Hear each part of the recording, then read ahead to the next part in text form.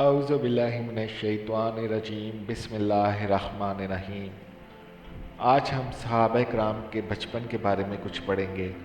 آج کے جو صحابہ ہیں وہ ہے حضرت عبید اللہ بن عباس رضی اللہ عنہ۔ قارئین کرام، حضرت عبید اللہ بن عباس رضی اللہ عنہ کو بھی کم سنی میں صحابی رسول ہونے کا شرف ملا ہے۔ آئیے آپ رضی اللہ عنہ کے بچپن کے بارے میں پڑھتے ہیں۔ ان کا جو مختصر تعارف ہے، آپ رضی اللہ عنہ حضرت عباس اور حضرت ام فضل لبابہ رضی اللہ عنہ کے بیٹے، حضور انور صلی اللہ علیہ وآلہ وسلم کے چچا زاد بھائی اور ام المومنین حضرت میمونہ رضی اللہ عنہ کے بھانجے ہیں۔ آپ کی ولادت ہجرت مدینہ سے 2 سال پہلے مکہ مکرمہ میں ہوئی۔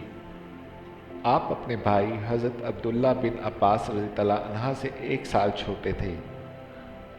حضور کا آل عباس سے محبت کا ایک انداز۔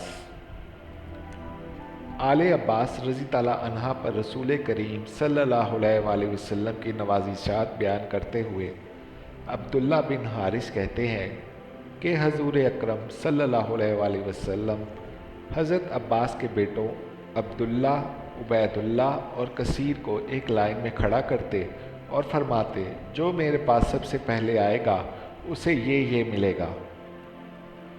وہ نبی کریم صلی اللہ علیہ وآلہ وسلم کی طرف بھاگ کر آتے، کوئی آپ صلی اللہ علیہ وآلہ وسلم کی پشت پر آتا تو کوئی آپ صلی اللہ علیہ وآلہ وسلم کے مبارک سینے سے لگ جاتا۔ آپ صلی اللہ علیہ وآلہ وسلم انہیں پیار کرتے اور اپنے ساتھ چمٹا لیتے۔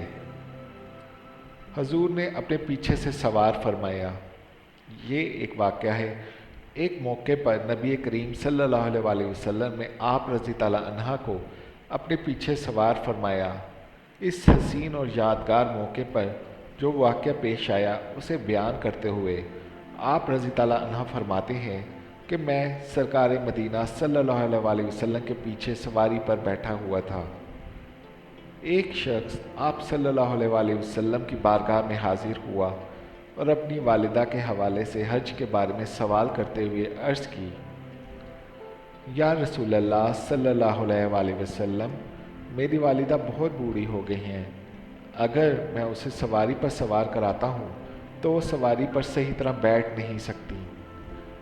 رسول کریم صلی اللہ علیہ وآلہ وسلم نے اسے حکم دیا کہ وہ اپنی بوڑھی ماں کی طرف سے حج کر لے۔ روایت حدیث۔ آپ رضی اللہ عنہ سے احادیث مبارکہ بھی مروی ہیں۔ وصال۔ رسول کریم صلی اللہ علیہ وآلہ وسلم کے وصال ظاہری کے وقت آپ 12 سال کے تھے۔ آپ رضی اللہ عنہ نے 60 سال کی عمر میں 58 ہجری میں مدینہ منورہ میں وفات پائی۔ اللہ پاک ان پر رحمت ہو اور ان کے صدقے ہماری بے حساب مغفرت ہو۔ خاتم النبیین صلی اللہ علیہ وآلہ وسلم۔ اللہ تعالیٰ ہم سب کی نیکیاں قبول فرمائے، ہمارے آنے والی زندگی کو آسان فرمائے۔ اللہ تعالیٰ ہم پر اپنی خاص نوازشات کرے۔ آمین یا رب العالمین۔